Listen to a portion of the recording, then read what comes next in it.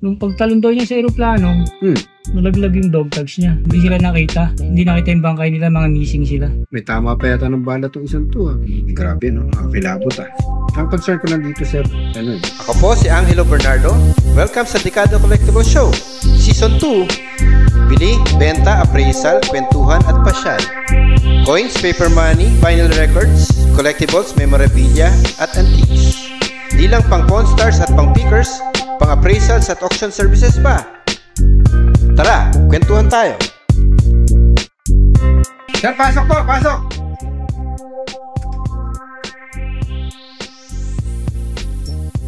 Ginabi ka na, sir, Labi na nga. Labi na po, boss. Okay. Anong pangalan natin, sir? Joel Naga. Joel Naga. Taga saan si Joel Naga? Maribeles, Bataan. Maribeles, Bataan. Speaking of Maribeles, baboy ko sa Maribeles. Punong-puno ng kaliskis. Sardinas? Ay, sili. Mali. Baboy. Taga Maribeles, hindi alam kung yung baboy ko sa Maribeles. Punong-puno ng kaliskis. Sili nga. Hindi, langka. Alang kaga. Sige. Ano yung dala niyo, sir? Ito yung mga... Siyempre, pinagsama-sama ko na to, di ba kanina, Oh. Siyempre, ang importante dito sa atin, masaya tayo kahit walang benta o walang mabili. Ito yung... So, ano to? Ito. Sinturon to, strap na lang, kulang dyan. Ito yung mga dog tags. Oh, dog tag. Iba-ibang klaseng dog tag to, Sige, ito mga ito yung mga ano niya, yung mga belt tag, ay mga ano yung sa bag nila, mga shoulder strap. Yeah. Ito yung sa garrison belt, pistol belt na yun. Historical yan, alam naman natin na may halaga yan. Kasi nung araw, nung bata nga kami, sayang nga, meron ako mga sombrero ng hapon, ginamit lang namin pakainan ng mga ano. Buti pa si sir, may pagpapalaga sa kasaysayan. So ano to? Saan yung nakuha to, sir? Puro diba, doon ginanap sa Maribeles yung Death March, siyempre, nandun yung... Ano ba yung Death March? Sa Bataan, nandun nagsimula. Na-invade tayo ng Hapon. World War II. Sige, tingnan lang natin itong display. RB2, ano yung sabihin ng RB2 pa yan? Ginugol ko na yung bali ito. Ano to dog tag ba to? Ba't ganun? Dog tag siya. Ito, ginugol ko to. Buhay siya, sa aeroplano pa lang, siya. Nalaglag yung dog tags niya. Buhay to. Ano buhay? Bali, nung pagtalon daw niya sa aeroplano, nalaglag yung dog tags niya. Pero itong mga to sila... Sino? Si RB? Kilala mo yung RB? Ito, yung RB na to. Ba malaman na siya yung RB? Pwede namang... Naka-ano ako naka-join ako sa dog tags. Dog tags group, gano'n? Oo. Tapos... So, nakita mo sa kanya yan? Hindi. Ginugol ko siya ron. Tapos... Ginugol ko siya ron. Tapos itong mga to, lumalabas yung mga pangalan nila.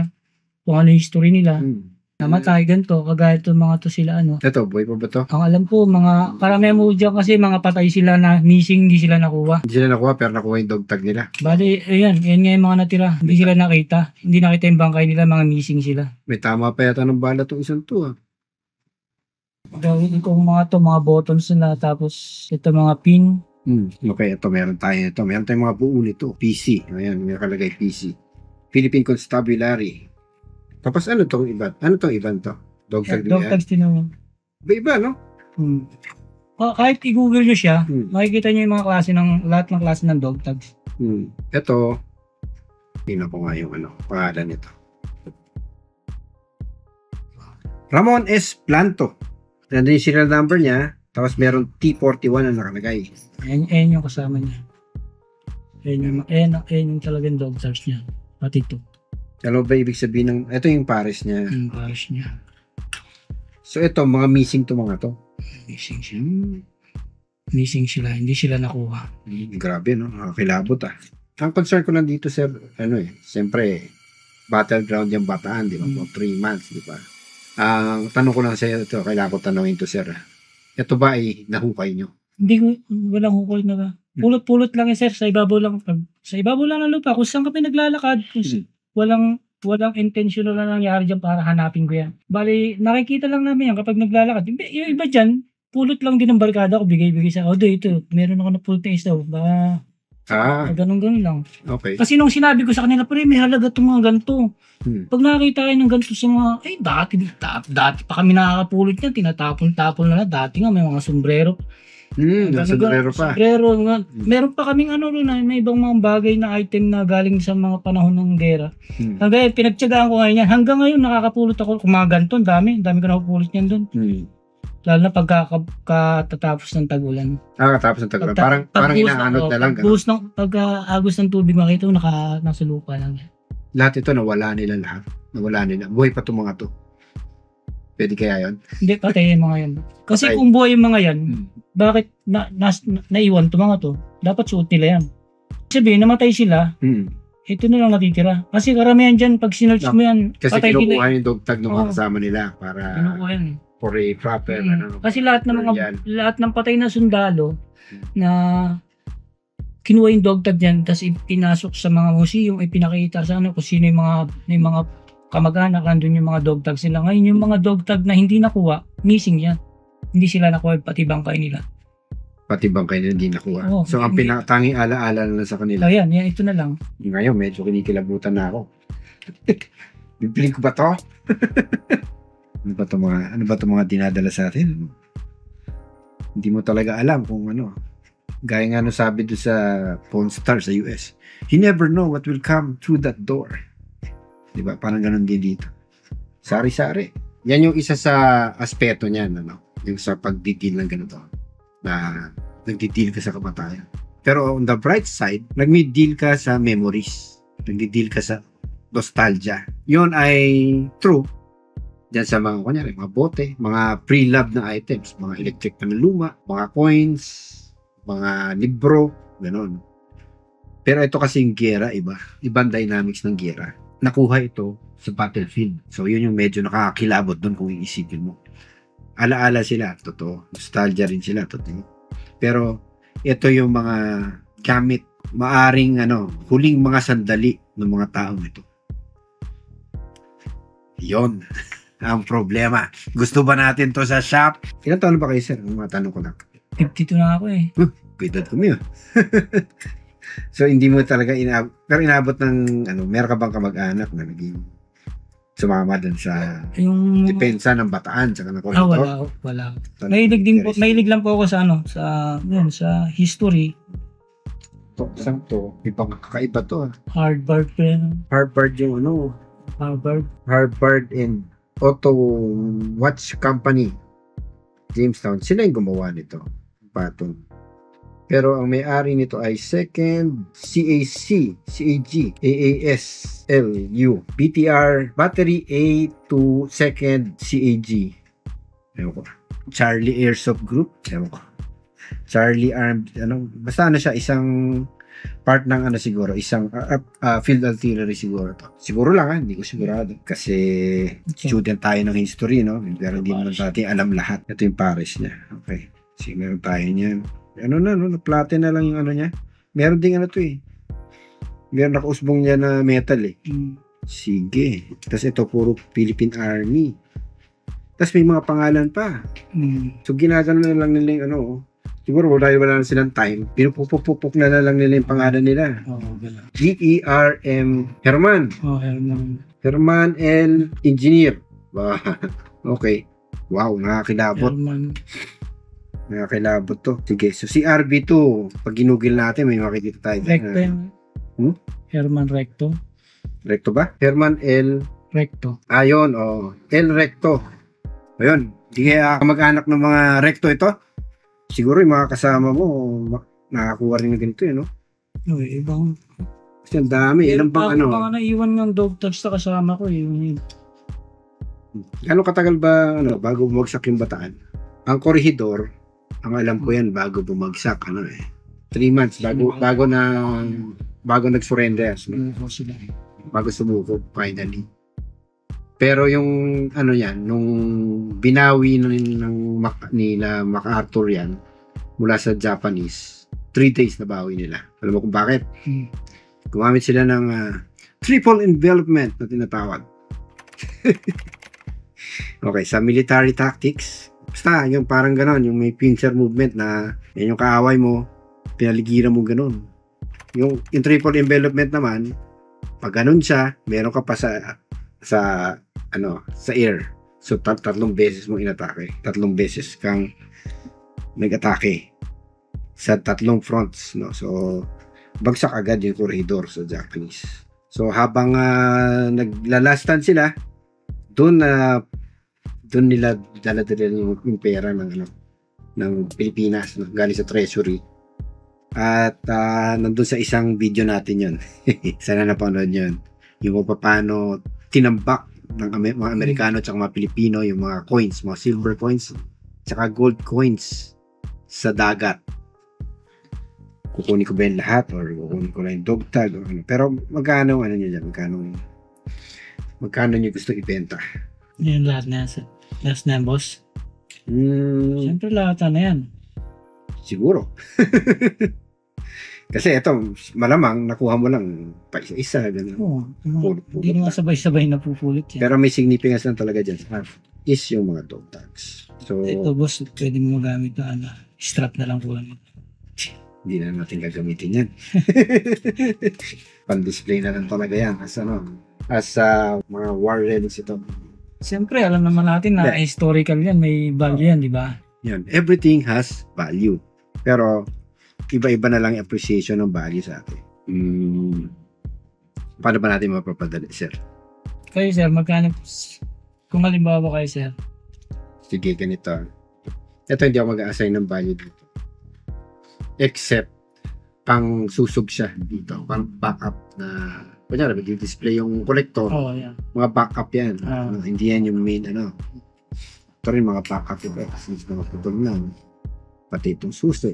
Ito buo pa, pero walang ganong value to eh. Ito mga botones, mga Philippine Constabulary botones. Ako kung magbenta ako nito, magkano tayo magbenta nito? Arnel? Tutulog na yung cameraman natin. Magkano benta nito? Dog tag. Oh. Parang 1.5 dati. Hindi dog tag. Ito. Mga pin. Pin. Tsaka ito naman, botones. Yung dress pin. na botones. Mura lang yung yung pin eh. 100. Mga ganun lang.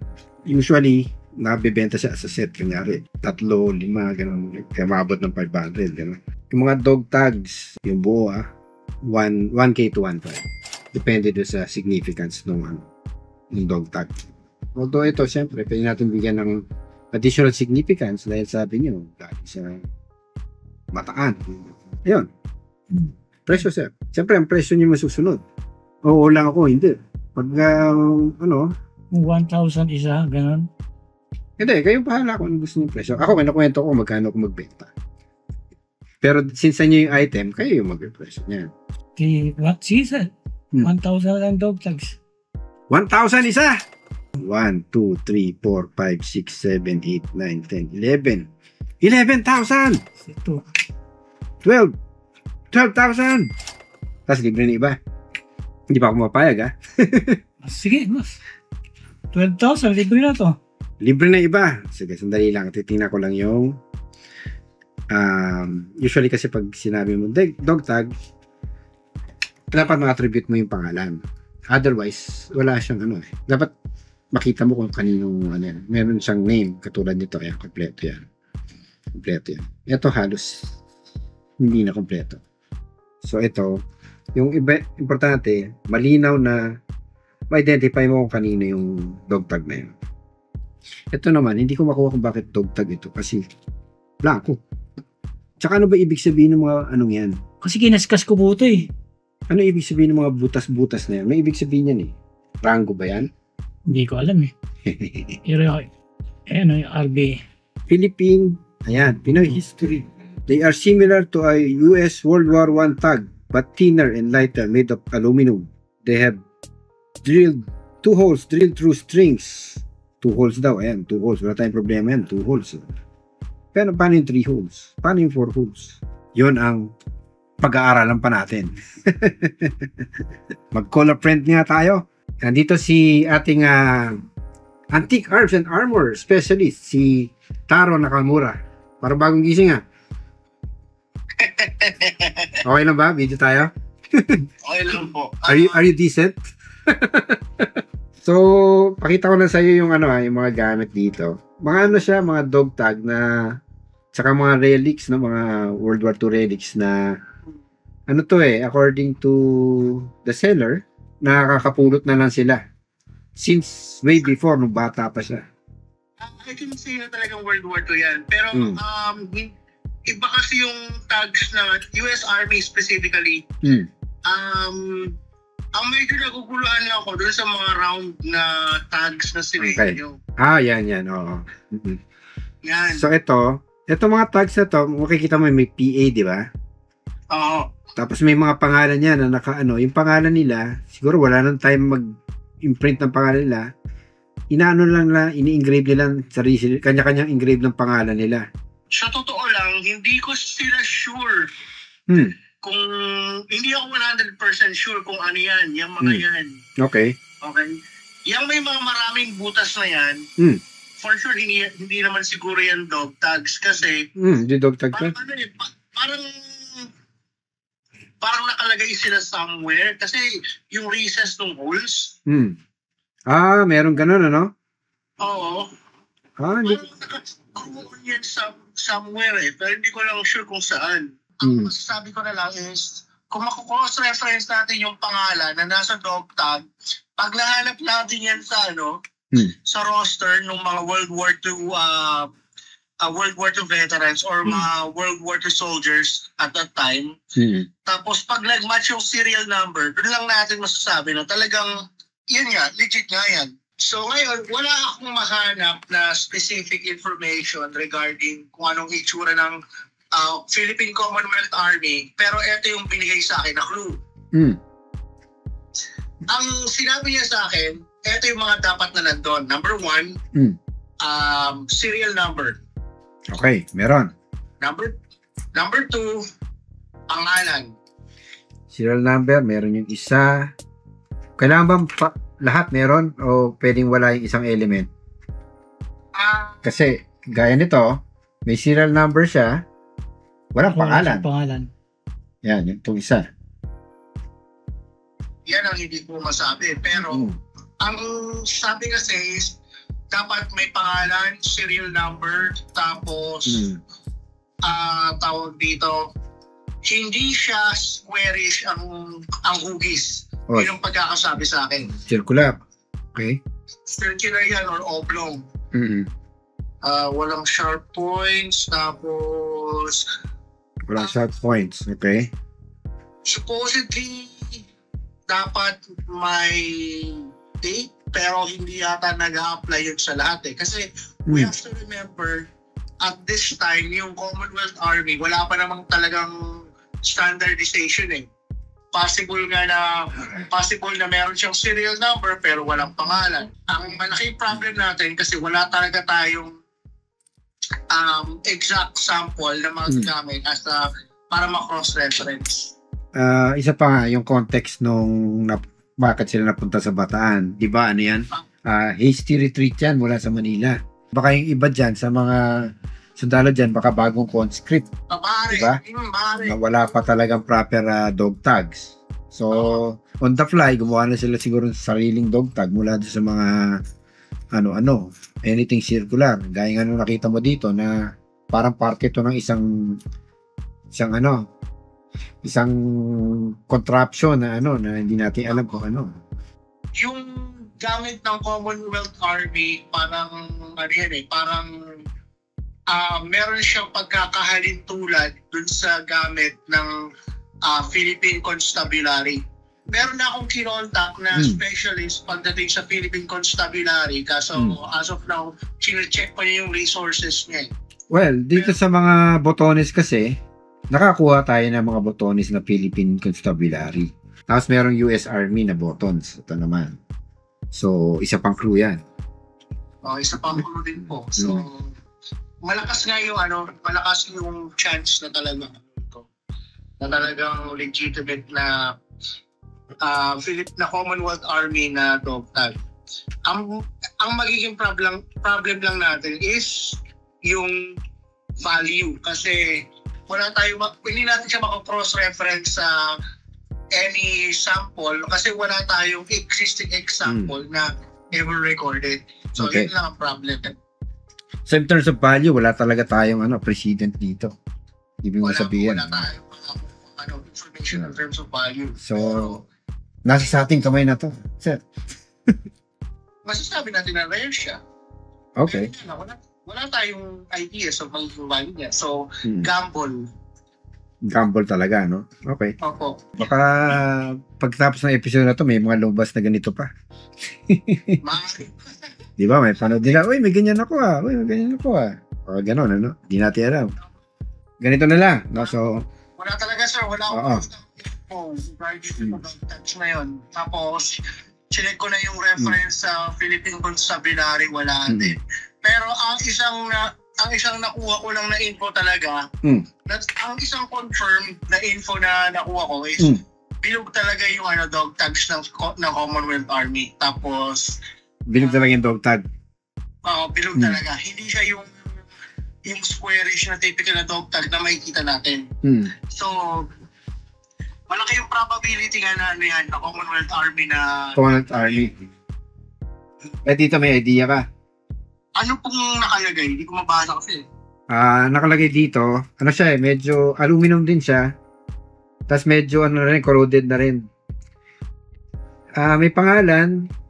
Tapos First Infantry. First INF. Uy! Yun. So ano yan? Meron pang yan? May relevance ba yan? First Infantry? Yeah, First Infantry Division. Yun yung Tabak Division. Ito yung Tabak Division. May Tabak Division na ba ng World War I? 2? World War II, in existence pa rin sila ngayon. So, First INF nakalagay? Silalim. That's good. Yan ang Commonwealth Army na dog tag natin. Ito yung Commonwealth Army na dog tag. Okay. Sige. Palapit tayo na konti sa katotohanan. Ito, may idea ka dito? No idea. Parang hindi dog tag eh. Pero may pangalan. Tay, nung nakuha nyo ba yung mga items na yan magkakasama o iba-ibang lugar? Iba-ibang lugar, pero sa Mariveles lang lahat yan. Tsaka iba-ibang oras, iba-ibang taon. Iba-ibang buwan, ibang taon, ganun. Halimbawa, nagbunot kami ng kamoting kahoy, biglang, may dog tag, so, ganun lang.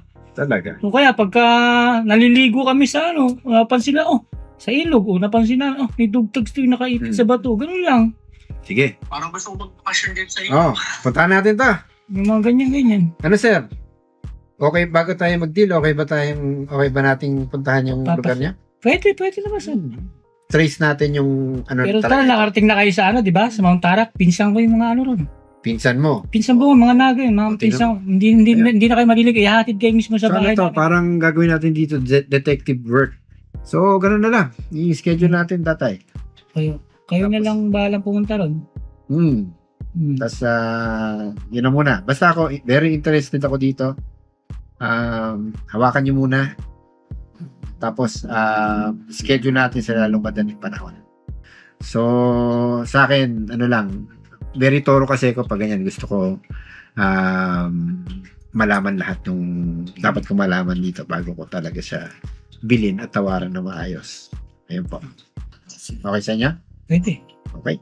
Sige, sir. Thank you.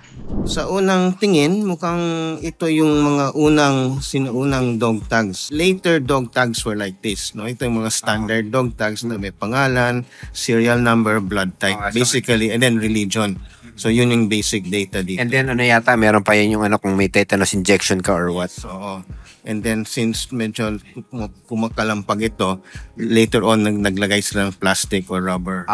Kaya may ganun. Oo. Especially during the Korean-Vietnam War. Yun. The Korean-Vietnam War. Then rubber na. Then usually dalawa ito kasi pag namatay yung isang tao, they will keep one with the body and then yung isa ibibigay sa commanding officer. Nakakabit. Yes. So, and then yung isa for record-keeping purposes. Hey, yun yung mga napapanood ko sa mga sa mga Vietnam War na movies, you know? Yeah. And then now, before the war, iba naman klase. So, yung tawag doon ay hindi hindi dog tag muna, but was called the identity disc. Identity disc. Okay. Kaya circular. Kaya circular talaga siya. And in this case, very unique ito because PA yung nakalagay, no? Okay. Philippine Army. So, Oo. confirmed na Philippine Army. Yes. Okay. So, kasi yung US Army gumagamit ng ganito. Then basically, yung pangalan, serial number, and so forth. But bihira yung Philippine Army because wala tayong time to make the dog tags. Wala tayong time, siyempre, dahil bigla tayong inatake ng Hapon. Okay. Yung Philippine Army was established only in 1935. So, 1935. then nag-umpisa yung mass training 1937, So talagang walang oras to create standard dog tags. And yung mga lumaban sa Bataan, karamihan sa kanila yung mga reservists. Mga reservists. Bakit karamihan reservists? Kasi nga walang gera. Kasi walang gera, then walang pera. So you could not fund a big regular, maliit lang yung regular force natin, malaking reserve force. So yung ginawa nila was 1941, tinawag yung mga reservists to active service. And then so konti lang yung nakakaroon ng identity discs na ganito. Pero sir, di ba, as early as 1936, meron ng revisions dun sa War Plan Orange. And isa dun sa sa modifications niya dun sa War Plan Orange is to retreat to Bataan and then hold out until such time na may reinforcements from Hawaii or from the US or from Australia. So, in terms of preparation, would you say na despite 1936 yung revision niya, would you say na kulang pa rin yung oras? Yes, kulang yung oras kasi kailangan ng training. And then ideally, yung training plan was 10 years, 1935 to 1946.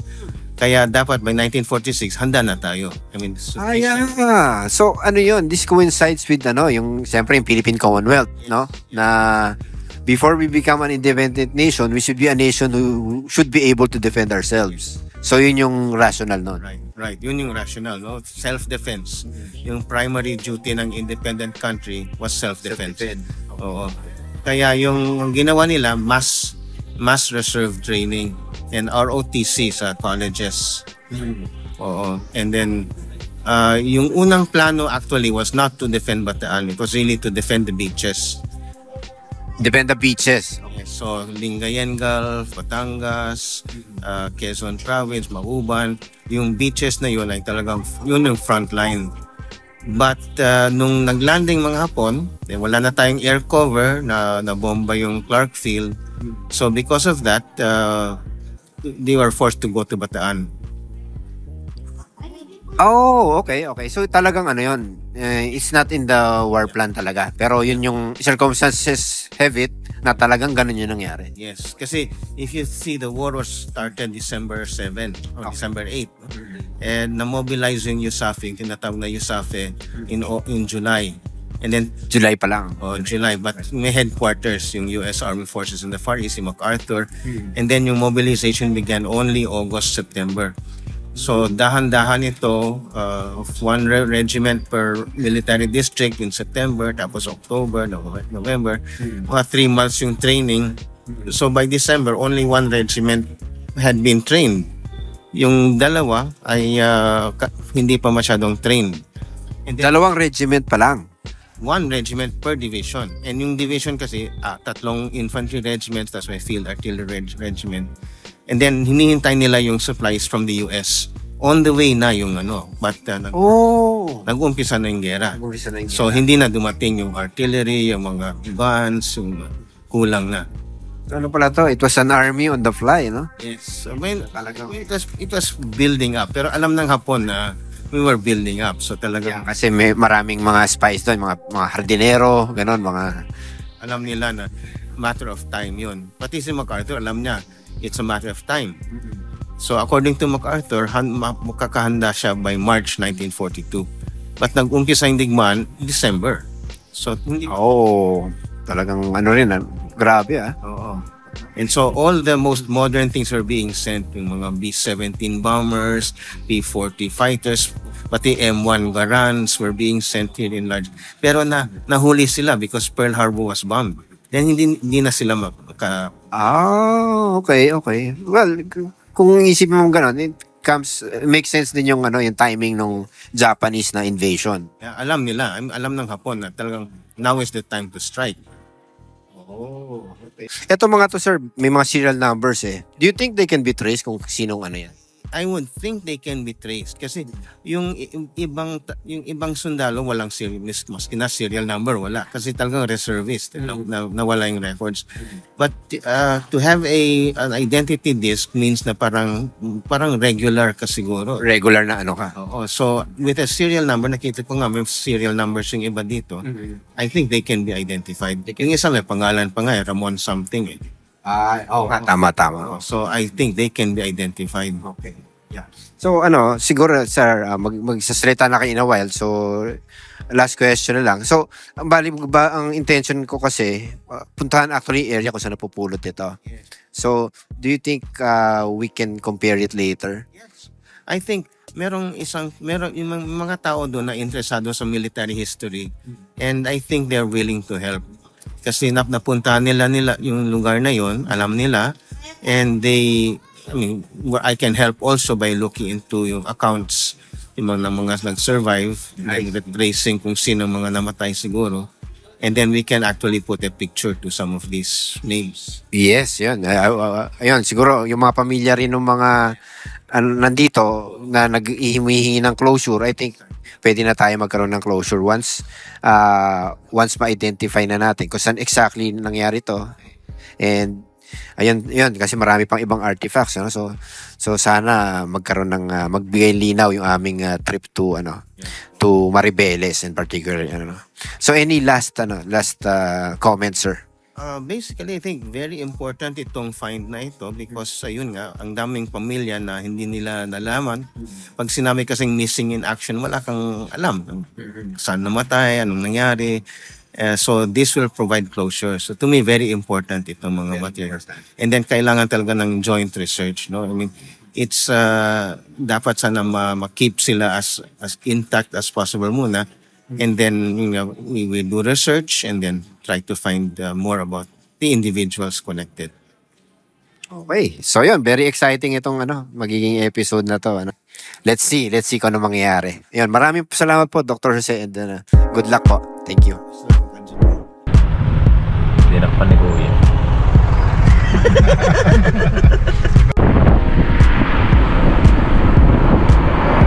Ito sir, mga binomba rin yan. So wala natin ang laban kasi Japanese controlled by air, land, and sea. Yan na nangyari. Talagang wala na silang pwedeng ipanlaban eh. Kaya ang ginawa ng mga Pilipino nito, roll down sila ng mga boulders para lang yung mga Japanese tanks na umaakyat, may slow down pa.